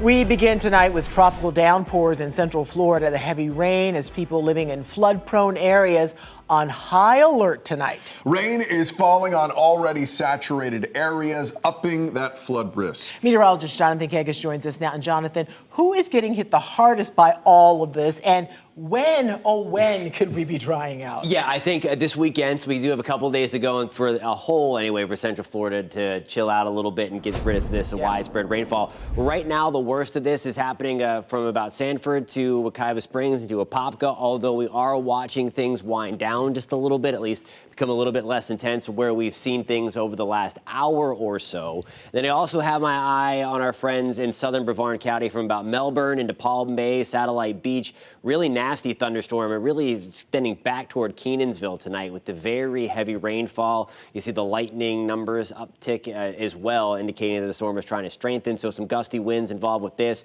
And then by and large, heavy rain continues to be the main threat as these storms work out of Osceola County and then into southern Brevard. So again, early heads up again. It's already raining very heavy in Melbourne, Palm Bay, Malabar, Grant Valkyria, just some light stuff. But we're watching everything working their way from southwest and northeast. I want to take you further back up to problem area number 2, where we can't get rid of the rain, although it is a little bit less intense. From Sanford, it's still coming down at a pretty good clip. That extends back into Longwood and kind of pinwheeling around onto the northern side of Apopka, closer to Ocoee, and then working its way back in now to Longwood into Altamont Springs. For more on what it looks like out there, Trooper Steve's hanging out in Sanford, where we have had some very heavy rain over the past hour or so. Yeah, Jonathan, I've been kind of trying to keep up with you. It's like the storm moves a little bit, and then he's like, all right, Steve, good job in Azalea, head north. So that's what we did. So I took 417 north, ran into a lot of that traffic. Now I'm here right off of Mellonville, and if you remember, the last time we had some heavy rain, this portion of Sanford saw some serious flooding. So right now, as we're cruising northbound through Sanford, not much. I'm got to be honest, call it how I see it. So that is a good thing. Just because we're not seeing it doesn't mean it's a bad thing. I want you guys to be safe out here, so does Jonathan. So if you're getting ready to hit the road, or if you're on your way home or whatever, just make sure you're driving safely, watch your speeds, make sure you're making a complete stop. You got to keep in mind, what time is it? It's 6 o'clock in the evening, so you know everyone's home at this point, maybe making a last minute run. But this rain is steady, it is consistent, so you just got to watch out for some of that nuisance ponding while we're out there. I'm going to keep cruising around wherever Jonathan tells me to go. That's where I'll end up for now, live in Sanford. Back to you guys. Just go where he tells you. All right, Steve, thank you. New at 6. Do you remember this video of a man being pepper sprayed by an Orlando police officer while recording an arrest? Well, we've just learned he was arrested yesterday, 1 week after the incident downtown. We are cooperating. We are. So we spoke to James Lake, who says he was headed to his car after a night out when he came across the scene and pulled out his phone to record it. But things escalated when one of the officers directed him to move back, to which he says he cooperated. He says as he stepped back, the officer sprayed, leaving him with blurred vision and difficulty breathing. That sent him to the hospital. Today, though, we've learned OPD has charged Lake over the incident. His charges include interfering with a first responder on duty and fleeing. A judge set his bond today at $30,000. Community correspondent Troy Campbell is digging into this story to learn more about the case against Lake. Watch his reports on News 6 at 10 and 11 for the latest. In Brevard County, a mother facing the death penalty in the death of her child will be getting a new trial. Erica Dotson's accused of being negligent in her son's murder. Investigators say her boyfriend, Josh Manns, abused him for weeks before that child eventually died. And Dotson knew about it and did nothing to stop it, they say. Today, a judge learned prosecutors had talked to Manns without letting Dodson's attorneys know, which the judge ruled should have been disclosed to them. That led to the mistrial. We'll let you know when a new trial is set to begin. Taking a live look from our Light Orlando Delivering Hope camera, we have an alert for anyone planning to fly out of Orlando International Airport. Several cars have been stolen from an off-site parking lot. Yeah, one of the victims contacted News 6 investigator Mike DeForest. She believes the parking lot's owner is not doing enough to protect customers' cars. This reddish burgundy pickup truck belongs to Gracie Lightcap. It makes me angry. Recently, someone stole her truck from this privately owned parking lot near Orlando International Airport. It was gone. Gone.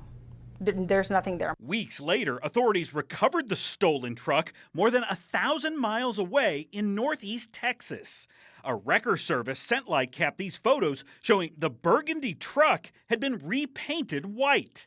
The theft occurred at Orange MCO parking while Lightcap was on vacation. When she parked her truck here in July, an attendant gave her a piece of paper instructing her to leave keys on the dashboard. They told you to leave the keys on the dashboard? Yes, everybody left their keys on the dashboard. Lightcap and her husband flew to Las Vegas, where the couple renewed their wedding vows with an Elvis impersonator.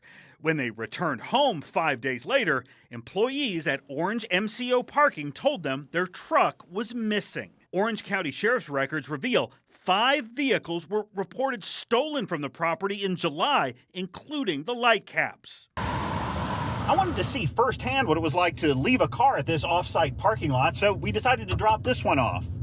The prior day, I made an online reservation. The website promises your car is in safe hands, but it says nothing about what happens to your keys. When I arrived at the front gate and showed the attendant my reservation, I was handed the same piece of paper Lightcap received instructing me to leave keys on the dashboard. The attendant told me, quote, "A driver is going to park the car and lock the car and keep the keys safe." I pulled up to the valet drop-off location. Then, as instructed, I placed the key on the dashboard. While walking around the lot, I noticed many other customers' keys lying in plain sight, including one for this BMW, which was parked in the grass alongside a retention pond. I boarded the parking lot shuttle and headed to the airport. A few hours later, I returned to Orange MCO parking. As I wandered around the lot looking for my car, I saw key after key after key. There is no indication any of them had been moved to a secure location, despite what the attendant told me when I arrived. As expected, our keys were inside the car and it was unlocked. But here's the thing. All these other cars appear to be unlocked as well, with the keys sitting right on the dashboard, including this one here. There doesn't appear to be anything that would stop me from jumping in, say, this car, and then driving out of here. As I left in my car, the front gate attendant was staring at his phone. That guy didn't even check to see if we owned this car. He just let us drive on through. At what point do we say, as consumers, enough is enough? This isn't okay ever. The owner of this parking lot did not respond to my phone calls and emails seeking comment. It appears Orange MCO Parking is experiencing some financial troubles. The company recently filed for bankruptcy, and the landlord here is trying to evict the parking lot company, reportedly because it's failed to pay its rent. Mike DeForest, News 6. What a crazy story that was. Well, it's hard to miss. This is a giant American flag above Camping World's Claremont dealership right off Highway 27. Yeah, but this flagpole actually violates city code. But some council members are looking to create an exemption to the pole's height exclusively for American flags. Your Lake County community correspondent Emily McLeod tells us more about the proposed changes and the legal challenges.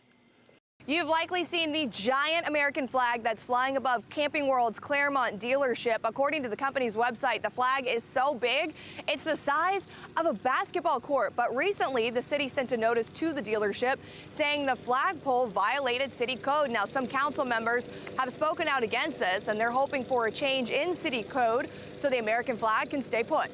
Love the American flag. I love that companies in Claremont want to be patriotic, and I think we should do everything we can to support that. Claremont City Councilman Todd Howard tells us someone made a complaint about the Camping World American flag. My understanding is that the lady who made the complaint doesn't even live in Claremont. So It's just kind of one of those that I'm not going to have an out-of-town person tell Claremont how to do their business. Back in August, Howard put in his agenda item request to change the city code. The proposed changes say general flagpoles will have a maximum height of 30 feet. However, flagpoles waving the American flag will be exempt from height restrictions. They still need to be engineered, and so they'll still have to go through an approval process to make sure it's safe. But yeah, you know, everybody should be able to fly the American flag, and I fully support it. And so, it's an exemption for the American flag. Are you or is the city at all concerned about any potential lawsuits for anybody that tries to fly something else other than American flag? There is, and we did put a little piece in there. You know, if we need to defend it, we can go to the state Supreme Court. We can go all the way to the U.S. Supreme Court. If the changes are eventually approved, Howard says he's 100% prepared to go through with litigation if it comes up. We knew that there would be some conversation about free speech, and while I'm fully supportive of the First Amendment, I also believe that our flag's important to be able to fly. And so we're going to put this out there. I think it solves the problems. And if somebody wants to litigate it, then I'm happy to go down that path. Tuesday's meeting is the first reading of those proposed changes. If it passes, it'll have to go through a second reading, followed by a vote to enact those changes. I'm your Lake County community correspondent, Emily McLeod, News 6. This is an attempt to collect the debt. Coming up, debt collection calls are surging, and so are complaints. We're going to talk about the rules meant to protect you. This portion of the news is sponsored by Advent Health, helping the communities we serve to feel whole.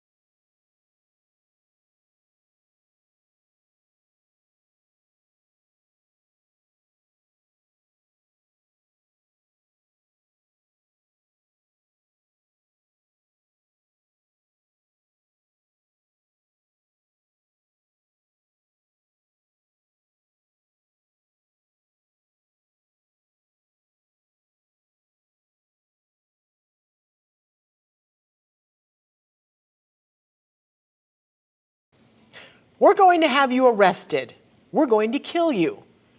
You're going to get your house burned down. So these are a few things that News 6 does not say, but debt collectors have said to Floridians, and now I am finding the number of these calls is growing. They can be condescending. April, it's call it a telephone. You hold it near your face and you speak into it. Even threatening. I am investigating a criminal complaint against you. The bottom line, debt calls are stressful. It weighs on your mind day and night. You can't sleep, you can't eat. Jamie Schaub, a server at the Swan and Dolphin, ended up with $19,000 in debt after having to buy a new air conditioner using credit cards. Then the calls started. You know, people calling you, but almost harassing you for payments due, and you just don't have the money, and you're like, you can't make it out of thin air. If you think you're being harassed, then you probably are. Billy Howard, founder of the consumer protection firm, says harassing calls are illegal in Florida thanks to the Consumer Collections Practices Act. Basically, the law says debt collectors are supposed to be nice to you. If they're not nice to you, then there's an argument that they're harassing you. But not all debt collectors are bad. The majority are trying to collect a legitimate debt. And the number of calls have spiked 150% since last year, with the Federal Trade Commission receiving almost 280,000 complaints so far this year. The average consumer is struggling. Emmanuel Rivero is Vice President of Operations at Money Management International, a nonprofit that helps people pay down debt. We're having to put groceries on a credit card. We're having to put gas a lot of times on a credit card. MMI has seen a large increase in the number of Floridians like Schaub reaching out to them for help. You just feel like you're sinking and you can't get on top of it. MMI worked with creditors to reduce her interest rates and find a single monthly payment that fit her budget. It's a weight lifted off your shoulders. It really is. Now, while Schaub may see a light at the end of the tunnel, still a growing problem nationwide. The average debt per person, this shocked me, $61,000. That's up $1,000 more than last year. That's per person. Per person. Oh my goodness. Per adult in America. Yeah. If you want more information about some nonprofit debt counseling or debt collection rights, they can help you out. Check out our story on clickorlando.com. But it should never come to threats like those. It is absolutely illegal. Okay. Good. All right, time now for a look at our forecast. Meteorologist Jonathan Kegas joins us, and we've been singing the same song for several days now. Yeah, still watching some really heavy rain. The good news is we're starting to see things lighten up a little bit. Some reports of some minor flooding around Lake Mary. We were talking about that earlier. It's still raining in Lake Mary through Sanford, back to Altamont into Wekiva Springs as well. Longwood, we're getting in on it, but the rain is much lighter. It's still coming down at a pretty good clip, but relatively speaking, it's what we were dealing with before. We're getting in on the party now, unfortunately, in parts of St. Cloud and Kissimmee. We were watching this next storm develop. Coming out of Haines City and Davenport, working around Point Siena and lifting to the north. We're still on the dry side in Four Corners as well. Let me take you back over to the Space Coast tonight, but watching this nasty cell, the couple of really merger of a few thunderstorms together. It's raining very hard in Malabar, Palm Bay, Melbourne. The darker reds indicate the intensity of the rainfall, and we still have a long way to go there. You saw June Park pop up. This is coming out of southwest Osceola County and right from Kenansville pushing back over. So I have my eye on this for you, especially Melbourne, Satellite Beach, and back toward Cocoa Beach as we're watching this work in from southwest to northeast. And the rest of the evening, there's 7 o'clock. I think it's about an hour behind future radar is. I think by 8 o'clock, most of this is going to be on out of here. Still a few scattered downpours in the mix for the rest of the evening. That's 11 o'clock for you on your Wednesday morning. We'll bubble more storms back up as we move into the early afternoon. That's 7 o'clock tomorrow night. Couple of thunderstorms still hanging right along the I-95 corridor. Now, once we get into the evening, still going to hang on to a few scattered thunderstorms. The reason for this unsettled stretch, we have this surface trough or this stalled front hanging right over parts of central Florida. You'll notice again this morning into the afternoon, storms came at us north of that boundary, pretty much north of Orlando from the Atlantic. And then what we're seeing now, it's coming out of the Gulf. So right on the north side of the front, it's out of the east, the wind is. And then from the south of that front, the wind is out of the west, and that's why we have kind of the storms all over the place tonight, moving in different directions. Now here's a look at tomorrow.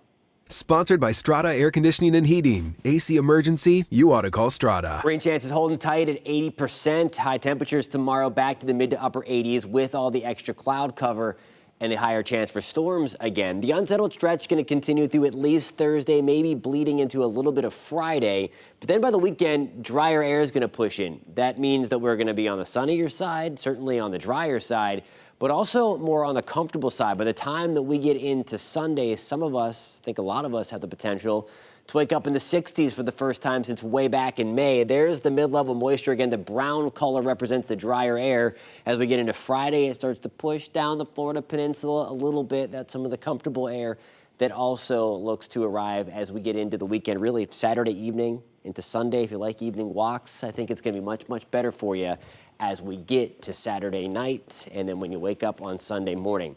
Rain chance is still pretty high, though, over the next couple of days as we're still under the influence of that front. Rain chance is going down to 40% on Friday, 30% on Saturday, and back to 20%, guys, on Sunday. I'm hearing turtleneck. Okay, so open your camera app, scan the QR code on your screen right now, and click the link. We want to see your weather pictures and videos and you in a turtleneck. They could end up right here on TV. You can also go to clickorlando.com/pins and upload your pictures and videos that way. That would be one soupy turtleneck. Sports Director Jamie Say is here. Jamie, an update on the Orlando Dreamers baseball team. Yeah, one of the major investors in the effort to bring the big leagues to Orlando confirms he's pulling out of the deal, okay? The latest on the way, and the NFL makes a decision on the punishment for the season-opening spitting. Will Apopka native Jalen Carter miss more games? The answer coming up next.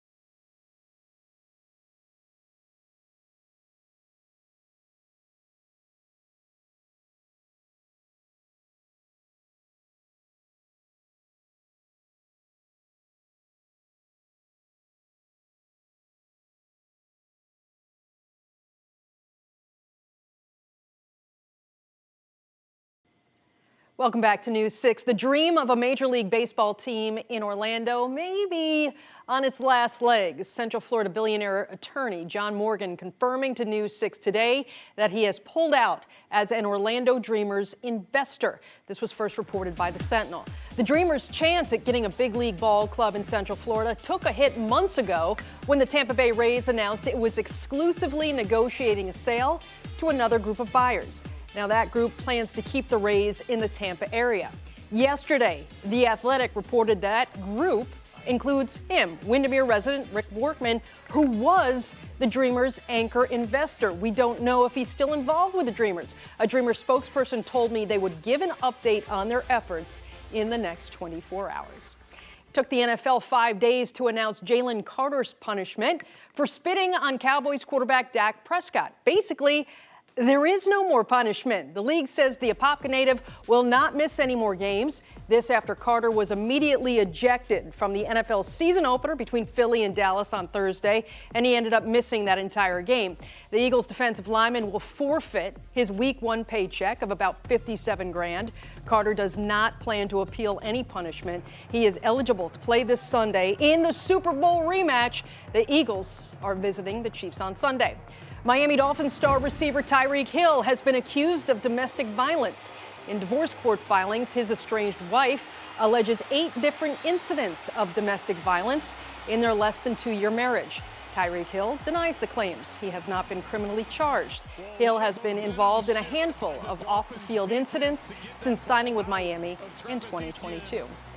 College football's Cinderella is heading to Miami this weekend. The bullish South Florida Bulls take on the Hurricanes Saturday at 4:30 at Hard Rock Stadium. The Bulls have seized college football's attention and the number 18 ranking this week in the AP poll after Saturday's win against the Gators at the Swamp. USF has posted back-to-back wins now over top 25 teams. The Canes hope to end that trend. They handled South Florida 50-15 in Tampa last year. Saturday, though, could be a lot closer. They're playing as good a football as just about anybody in the country. The way they beat 2 top 25 opponents and playing at a high level, really explosive football team, disruptive, high energy, physical, tough, great opportunity for our program. When it's really powerful is when somebody else tells your story because you're relevant to be told. Your story is relevant to be told. That's powerful. Essentially, go play and let somebody else tell your story. So we'll see if another upset is brewing in South Florida. I think Miami's really good and will end South Florida's winning streak, but the Bulls have played really well and really spoiled. Who set up this schedule? Right? That's crazy. Yeah. You know, the only team that's got a tougher schedule is those Florida Gators, though. Oh, you know, especially upcoming? Oof, tough. Murderers. Tough. Thank you, Jody. All right, what's it like out there? It's still coming down. It is, yeah, in spots anyway. We still have the heaviest rain northwest of I-4, then also for us hanging around Melbourne, Palm Bay tonight, and more scattered thunderstorms right around Kissimmee into St. Cloud coming at you from Point Siena as well. Right after this newscast ends, hop on over to News 6 Plus or the clickorlando.com YouTube channel. We're going to be streaming for the next little bit here as these storms continue to bring heavy rainfall, lots of lightning, and the chance for a few rowdy ones in there as well. You don't stop. No, never do. All right, thanks, Jonathan. Thank you, sir. More news coming up at 9 o'clock on clickorlando.com and the News 6 Plus streaming app. We'll see you then. Have a great night, everybody. Be safe out there.